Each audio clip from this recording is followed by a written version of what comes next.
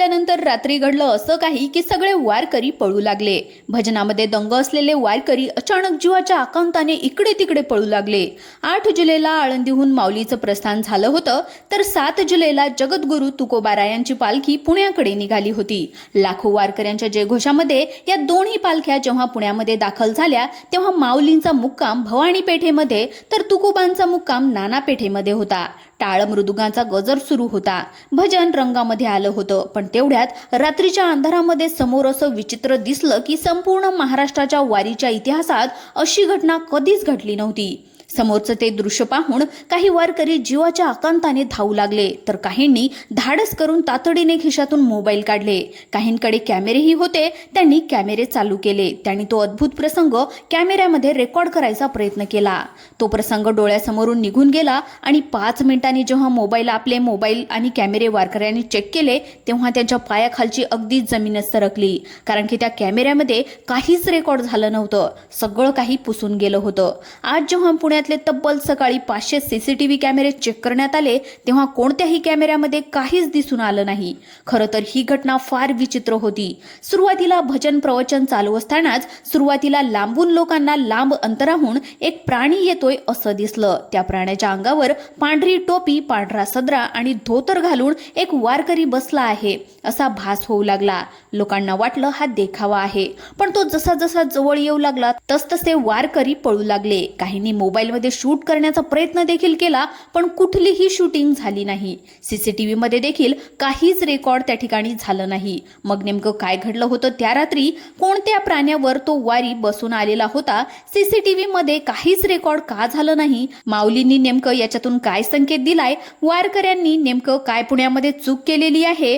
तर या प्रकारामागचं सत्य आपण या ठिकाणी जाणून घेऊयात आजच्या या विशेष आणि सविस्तर रिपोर्टच्या माध्यमातून। तुकोबारायांची पालखी आणि माऊलींची पालखी पुण्यामध्ये जेव्हा त्यांचं आगमन झाल्याच्या नंतर त्यांच्या मुक्कामाचं ठिकाण ठरलेलं होतं। वारकरी त्या ठिकाणी झोपलेले असतानाच काही ठिकाणी भजनं सुरू होती, काही दिंड्यांमध्ये भजन सुरू होतं। पण तेव्हा अचानक एक घटना घडली आणि जिची चर्चा आज संपूर्ण महाराष्ट्रामध्ये सुरू झाली। खरं तर आपण पाहायला गेलं तर या वर्षीची जी काही वारी आहे तिची सुरुवातच चमत्काराने झाली आहे। खरं तर 6 आणि 7 जुलैला आपण जर पाहिलं तर पुणे आणि आळंदीच्या परिसरामध्ये प्रचंड पाऊस कोसळत होता। पूर परिस्थिती निर्माण झाली होती, रस्ते अगदी पाण्याच्या खाली गेले होते। पण 8 जुलैला जेव्हा माऊलीचं प्रस्थान व्हायचं होतं तेव्हा अक्षरशः चंद्रभागा आटून गेली। चंद्रभागे त्याच वेळेस इंद्रायणी नदी जी आहे तर ती अक्षरशः आटून गेली, अक्षरशः कमी पाणी झालं। खरं तर पहिला चमत्कार या ठिकाणी झाला होता, पण दुसरा चमत्कार जेव्हा घडला जेव्हा माऊलीची पालखी पुण्यामध्ये एंट्री करायला सुरुवात झाली। पुण्याच्या विषयवर पालखीच्या संदर्भात दुसरा एक चमत्कार घडला, पण तिसरा जो काही चमत्कार होता तो आणखीनच भयंकर होता आणि तो त्या रात्री पुण्याच्या मुक्कामामध्ये घडणार होता। खरं तर दुपारच्या सुमारास 9 जुलै रोजी दुपारी संत ज्ञानेश्वर महाराज आणि संत तुकाराम महाराज यांच्या दोन्ही पालख्यांनी यशस्वीपणे पुण्यामध्ये आपलं आगमन केलं होतं आणि या दोन्ही पालख्यांच्या संगमवाडी या ठिकाणी भव्य संगम देखील झाला होता। दोन्ही पालख्या एकत्र आल्या, वारकऱ्यांचा अभूतपूर्व मेळा भरला आणि तिथून पुढे एकाच वाटेने हा प्रवास सुरू झाला। पुणेकर रस्त्याच्या दुतर्फा उभे राहून स्वागत करत होते। प्रशासन कडेकोट सुसज्ज होतं। वारी शहरामध्ये शिरत असतानाच कोणाला कल्पना देखील नव्हती की याच्या पुढे असं कधीतरी होईल। म्हणूनच कारण की दरवर्षीप्रमाणे वेळापत्रकानुसार सगळं काही सुरू होतं, पण खरा पहिला जो काही फटका आहे किंवा पहिला जो काही चमत्कार आहे तो या ठिकाणी घडला। अचानक माऊलींच्या पालखींचा रथ एकाच जागेवर थांबला। रथाचे बैल जागचे हालनात, जणू काहीतरी अद्भुत घडणार होतं। हा पहिला संकेत त्या दिवशीचा होता। दुपारी हा पहिला संकेत होता। यानंतर 2 घटना घडल्या आणि त्यानंतर तिसरा जो काही चमत्कार होता तर तो या ठिकाणी घडणार होता, रथ थांबल्याचा। त्यानंतर काही वेळाच्या नंतर एका महिलेचा एक विचित्र प्रकार समोर आला आणि त्याने खरी खळबळ उडवली होती की तेवढ्यात एका वारकऱ्याची अगदी तीव्र परिस्थिती पाहायला मिळाली। खरं तर वारी जसजशी पुण्याच्या मध्यभागी येऊ लागली तसतसा गर्दीचा उत्साह वाढत होता। प्रशासनाने वारकऱ्यांच्या सुरक्षेसाठी लोखंडी बॅरिकेड्स लावलेले होते, पण अचानक त्या ठिकाणी एक विचित्र घटना घडली. एक महिला थेट आळंदीच्या वाऱ्यामध्ये मार्गामध्ये येण्याचा रस्ता रोखण्याचा तिने प्रयत्न केला. पोलिसांनी तिला बाजूला करण्याचा प्रयत्न केला, पण ती महिला काही ऐकण्याच्या मनस्थितीमध्ये नव्हती. ती थेट धावत गेली आणि एका कारमध्ये बसली आणि काही समजायच्या आतच तिने अगदी कारचा स्पीड वाढवला आणि थेट रस्त्याला असलेल्या लोखंडी बॅरिकेड्सला धडक दिली. प्रचंड मोठा आवाज झाला. लोखंडी बॅरिकेड्स हवेमध्ये उडाले. वारीच्या मार्गामध्ये अचानक कार घुसल्याने पोलिसांची अगदी धावपळ झाली. कोणाला दुखापत त्या ठिकाणी झाली नाही. ही घटना भर दुपारी झाली होती, पण रात्री वारी ज्या वेळेस मुक्काम करणार होती तेव्हा अचानक त्यांना एका प्राण्यावर एक विचित्र हालचाल दिसणार होती. कॅमेरे काढून शूटिंग करण्याचा प्रयत्न झाला होता, कारण की हा महिलेचा जो काही प्रकार आहे तो शूटिंग करून सोशल मीडियावर व्हायरल झालेला आहे. पण रात्रीचा धक्कादायक प्रकार कुणाच्या समोर आलेला नाही. खरं तर महिलेच्या धडकेमुळे तो खरं तर तणाव ताजाच असताना झालं असं की वारीच्या गर्दीमध्ये अचानक एक दुसरी घटना घडली. आता ही दुसरी घटना खरं तर बऱ्याच वेळा घडते. झालं असं की एका वारकऱ्याला जागेवर फिट्टा आलं. ते फिट आल्याच्या नंतर तो खाली कोसळला. त्याचं शरीर अगदी हलू लागलं. डोळ्यांची हालचाल देखील थांबली होती. श्वास थांबण्याच्या मार्गावर होता. आजूबाजूचे वारकरी अगदी घाबरले.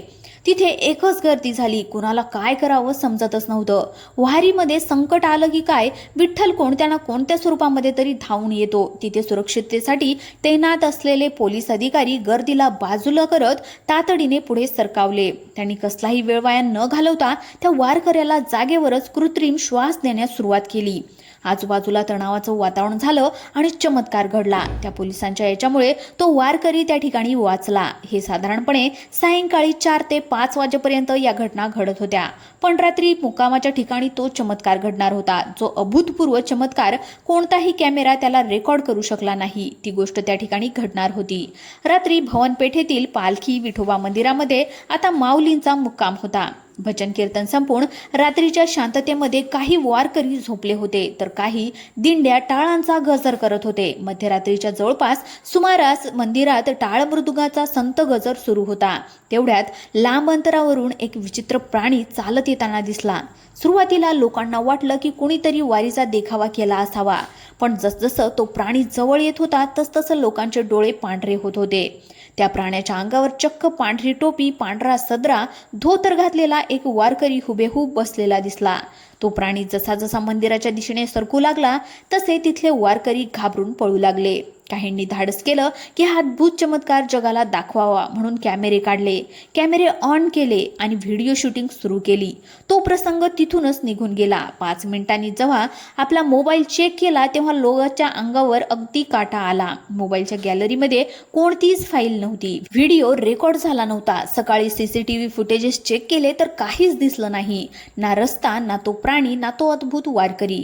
मग नेमका तो काय चमत्कार होता याच्यावरून आता तर्कवितर्क लढवायला सुरुवात झाली होती. सायन्स आणि तंत्रज्ञान याला कॅमेरा एरर किंवा तांत्रिक बिघाड सुद्धा म्हणू शकतात, पण लाखो वारकऱ्यांच्या दृष्टीनं हा साक्षात माऊलींचाच एक अदृश्य संकेत होता. आता खरं तर एक जुना वारकरी होता. वयस्कर वारकरी त्या ठिकाणी बसला होता. त्याने त्याचं रहस्य सांगायला सुरुवात केली. तो म्हणाला की चांगदे महाराज हे वाघावर बसून हातामध्ये सापाचा चाबूक घेऊन इथे आलेले होते असं त्याला दिसलं. तो बोलू लागला, कॅमेरामध्ये रेकॉर्ड झालं नाही. CCTV कॅमेरे ज्याला रेकॉर्ड करू शकले नाही तेच एका वृद्ध आजोबांनी बघितलं.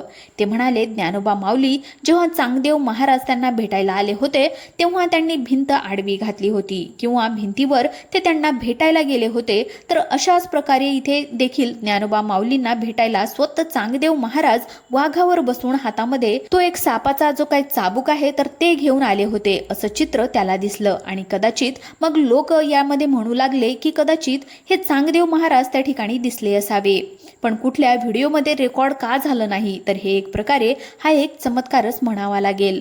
एक प्रकारचा हा संकेत म्हणावा लागेल. पण वारीच्या इतिहासामध्ये खरंच तर ही अद्भुत गोष्ट जी आहे तर ती सुवर्णाक्षराने नोंद केली जाईल.